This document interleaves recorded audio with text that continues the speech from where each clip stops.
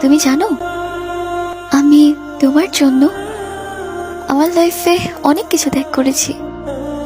তোমায় ভালোবেসেছি, নিজের পরিবারের কাছে ছোট হয়েছি। না সোসাইটি, না পরিবার, কোথাও আমার মুখ দেখানোর জায়গা ছিল না। সবকিছুকে পরোয়া না করে আমি তো তোমার পাশেই ছিলাম। একমাত্র তোমার উপরই ভরসা করেছিলাম। যে যাই বলুক, তুমি তো আমার আর আমিও তোমার। কিন্তু আমাদের শেষটা এভাবে হবে আমি ভাবতেও পারিনি।